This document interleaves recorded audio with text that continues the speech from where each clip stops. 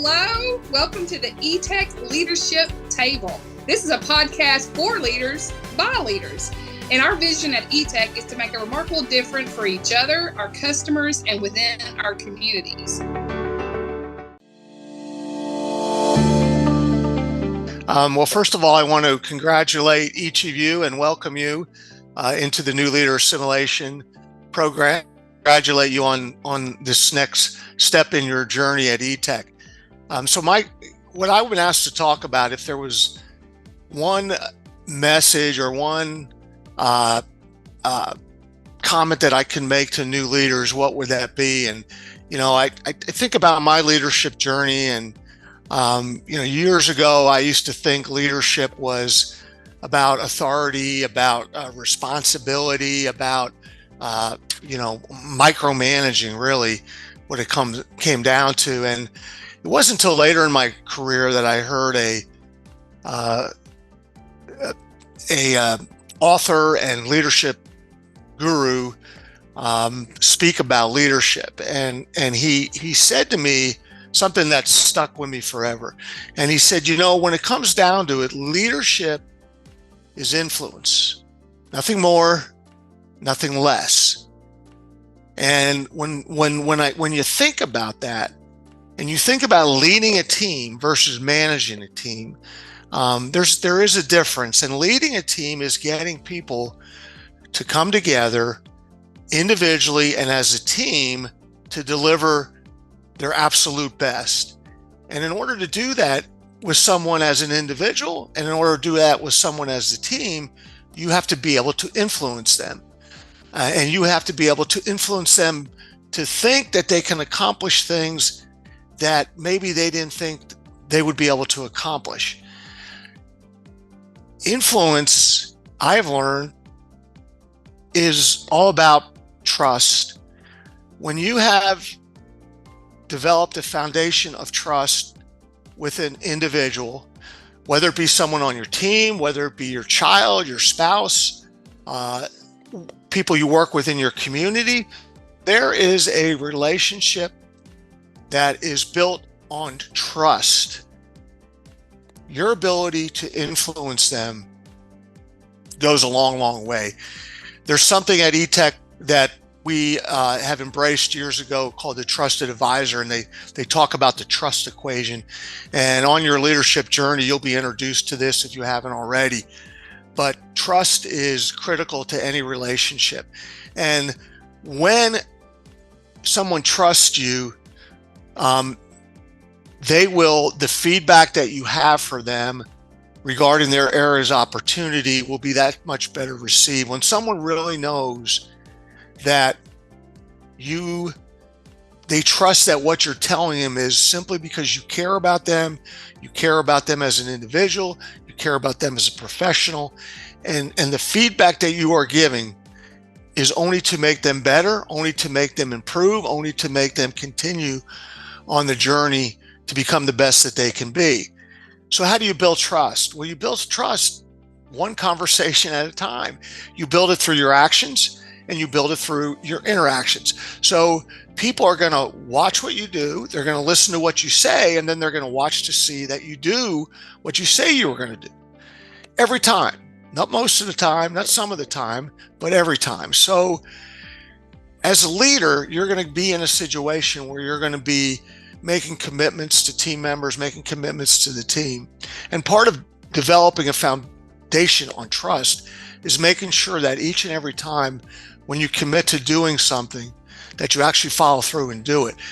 And part of that is you have to make sure before you commit to doing anything that you have within your span of influence or control, that you have the ability to do that. So, to go out and promise somebody that you're going to give them, X amount of increase, or you're going to take them on a trip around the world. If you don't have the means or the authority to do that, obviously you don't make those promises.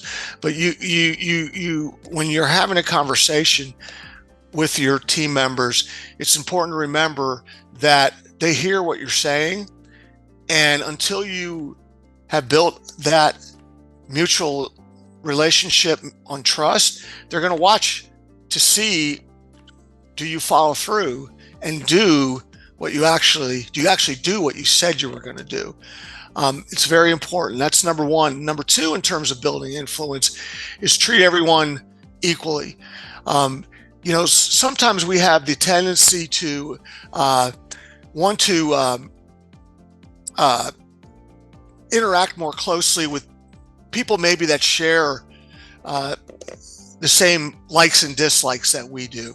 Or you might have, as a leader, you might have a desire to spend more time or show more recognition to your high performers. And showing recognition is one thing, but you want to make sure that your time, which is so valuable, is being evenly distributed amongst your team, and that you're recognizing not just top performance, but you're recognizing improved performance. You're recognizing consistent performance. So you want to make sure certainly your top performers get recognized, they get rewarded, but you want to make sure you're finding ways to recognize everyone on your team, and that you're finding ways to spend an equal amount of time, because trust me, your team will watch.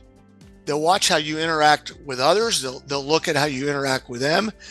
And part of being able to influence is your team needs to believe that you care about each of them individually. That doesn't mean you're going to like everyone that works for you.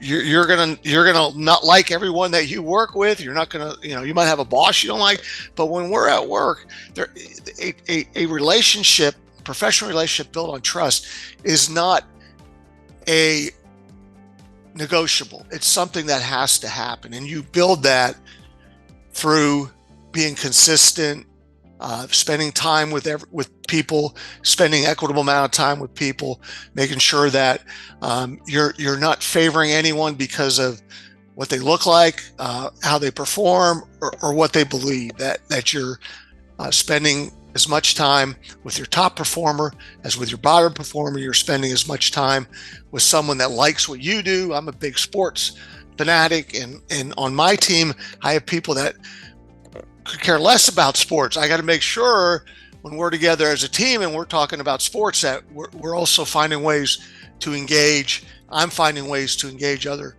people on my team. Those two things, in terms of building influence and establishing trust, are very important. You treat everybody the same in terms of how much time you spend with them and how you engage with them, and that you do what you say you're going to do every time. And then the third thing is that at eTech, we believe in servant leadership. We believe in our vision, which is to make a remarkable difference for each other, for our customers, certainly, and within our communities. And part of building trust is your credibility in terms of how you act, not just what you say, but how you act. So does your team see you making a remarkable difference for them, peers? Do they see you going above and beyond for your customers, their customers, our customers? And do they see you engaged in the community? Do they see you volunteering at community events, getting involved on boards, being part of eTech's give back opportunities within the community?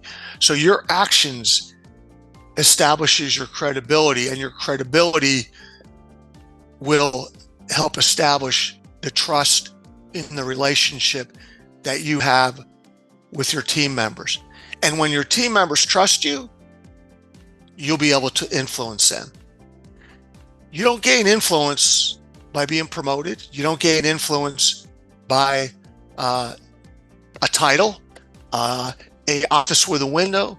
You gain influence one conversation, one interaction at a time, by the relationship that you develop with your team and with your peers and with your customers. So if there was one thing that I would leave with you today, don't ever forget the words of John Maxwell and what that really means. Leadership is influence, nothing more and nothing less.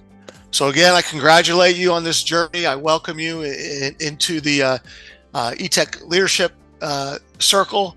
I look forward to your continued growth and development, and see what exciting, crazy things you're be doing as you make a remarkable difference for your team.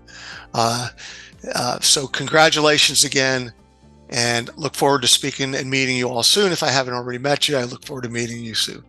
Have a great day.